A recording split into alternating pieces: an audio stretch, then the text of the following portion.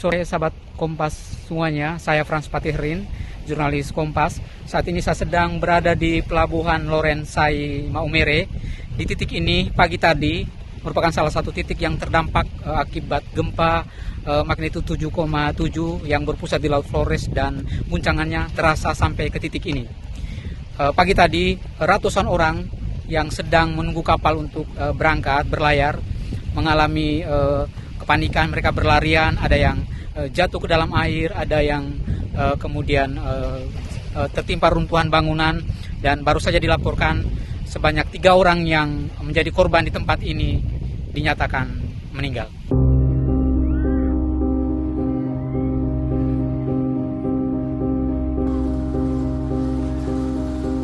Badan Nasional Penanggulangan Bencana atau BNPB melaporkan sebanyak 14 orang meninggal dunia akibat gempa bumi dengan magnitudo 7,7 di Pulau Flores, Nusa Tenggara Timur, Sabtu 15 Agustus 2026. 5 kabupaten tercatat terdampak, yakni Manggarai Barat, Manggarai, Nagekeo, Sika, dan Ende. Hingga kini petugas gabungan terus mengumpulkan dan memperbarui data korban serta kerusakan akibat gempa bumi tersebut.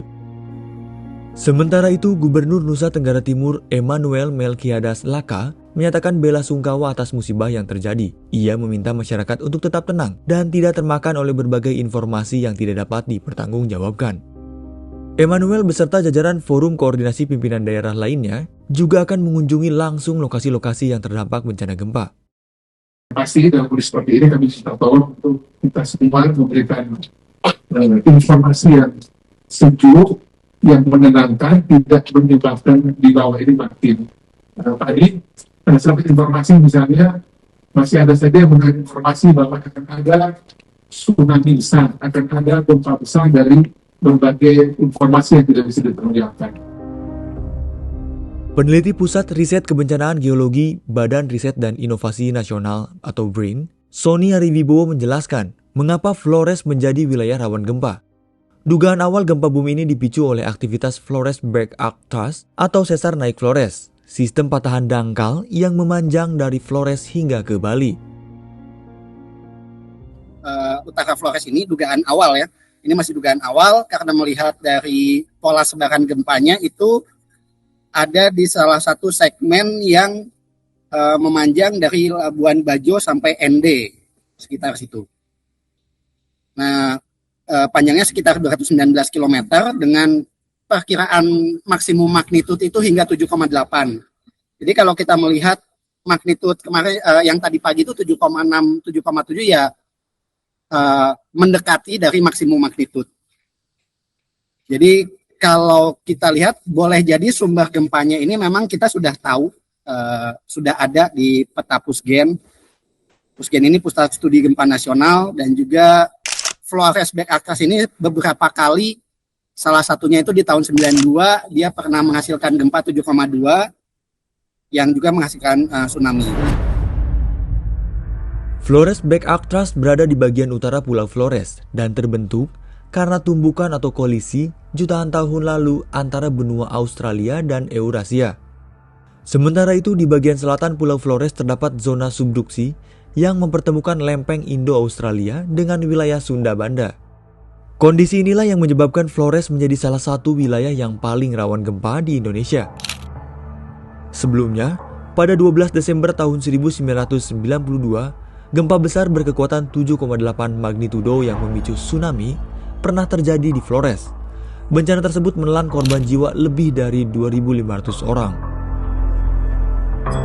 Melihat sepanjang tahun 2026 telah terjadi gempa berkekuatan di atas 7 magnitudo berkali-kali di berbagai belahan dunia, terutama di sekitar cincin api Pasifik atau Ring of Fire, seperti di Jepang, Venezuela, atau Kolombia yang baru-baru ini banyak menelan korban jiwa. Sony menjelaskan bahwa terlalu spekulatif jika menyebut gempa-gempa ini berkaitan langsung dengan gempa yang terjadi di Flores, melainkan perlu pendalaman lebih lanjut. Namun gempa besar yang terjadi secara beruntun di cincin api Pasifik tahun ini menunjukkan ketidakstabilan atau betapa aktifnya pergerakan lempeng di wilayah tersebut.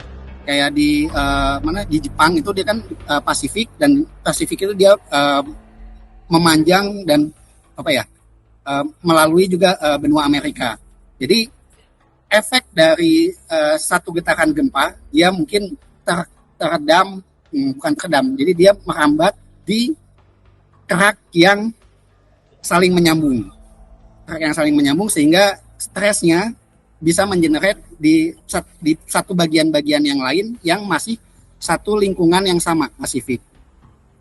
Nah, kalau yang ini sebetulnya apa ya? Sistemnya agak berbeda. Jadi sistem yang di Flores ini bahkan dia sebetulnya adalah sebuah gempa bumi yang bukan dari subduksi, tapi dari gempa bumi crustal atau gempa bumi kerak dangkal. Nah, saya tidak bisa menyatakan bahwa gempa yang kemarin terjadi di Jepang, di Kolombia, di Rusia itu berefek pada Flores ini. Itu terlalu spekulatif kalau saya bilang. Sony juga menghimbau agar standar pembangunan di wilayah rawan gempa seperti Indonesia sudah tidak bisa dikompromikan lagi. Sebagai bagian dari mitigasi, kesiapsiagaan, serta sistem peringatan dini atau early warning system gempa maupun tsunami harus tersedia secara merata di seluruh wilayah Indonesia. Sekolah karena air laut dia naik karena gempa.